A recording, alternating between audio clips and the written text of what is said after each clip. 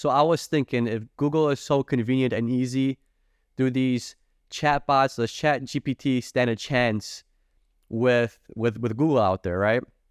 And I was thinking, what makes Google so attractive? Why do people search for their signs and symptoms versus going to a doctor? The first one is just speed.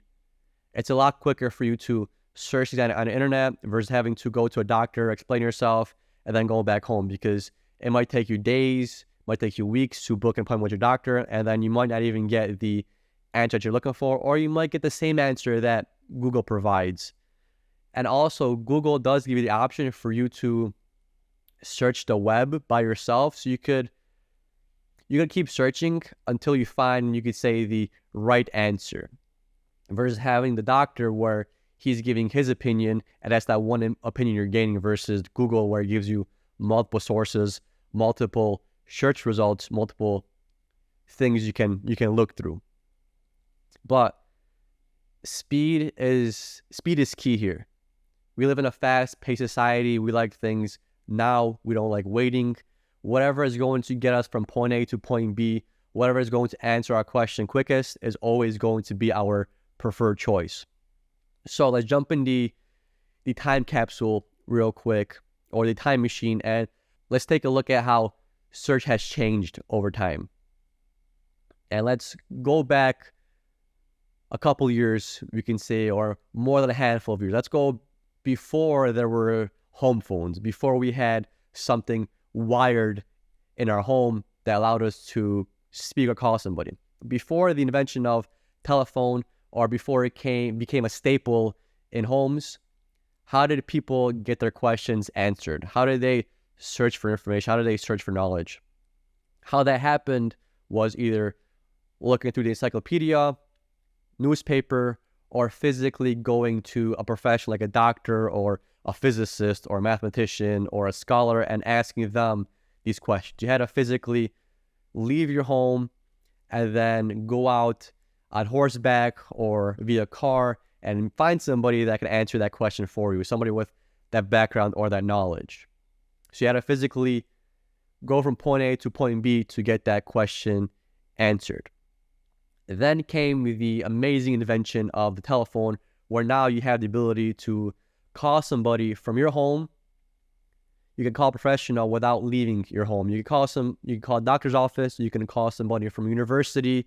You don't have to step out of your house to get information, to get knowledge, to get a medical professional's opinion.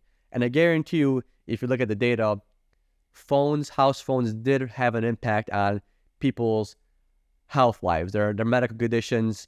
People had a little bit higher quality of life, and they became a little bit healthier, you could say, and didn't die as much from disease and comorbidities, because they now had the ability to speak to somebody in real time from their home.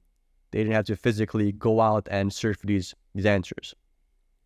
After the house phone, you now have cell phones and the internet. So after you have your house phones, you now have the creation of the internet and of cell phones. Cell phones were amazing because you could call anybody from almost anywhere at any given time. You just had to get their phone number. And with internet, you had email, which was a little bit slower than the telephone, but then after email, and once internet became a bigger deal, you now had the ability to have search engines like Google, Bing, Yahoo, and all these other good ones like DuckDuckGo. And you had the ability to physically search something by typing it in your home without actually having to speak to somebody. So now you had the power of either A, calling somebody from anywhere almost at any time, and the power to search via the internet for the answer to your questions. So in one sense, it became a little bit less personal and more available. Now we have the beauty of having cellular data. We literally have a powerful computer in our hands, which is our cell phone, and we could call anybody, we could speak to anybody, we could look up anything at any time, anywhere, at any given point. That's how lucky we are right now, is we don't have to move, you could say a muscle to figure out what is going on with us. We don't have to even call anybody. We could just type it into Google and it'll give us a bunch of answers. And now even on top of that, we have these softwares, these chatbots, where it's actually even quicker for you to get certain answers. So if you take a look at Google, what do you have to do with Google? You have to go on Google, type in a question, and it gives you a page of answers. It gives you your search results. Maybe you click on the top 5 and then you search through whichever one gives you the best information. And then let's just say you're looking up infertility.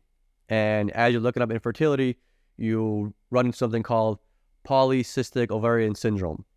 And now you're curious on what this is. I have to go back on Google, type it in. What is that?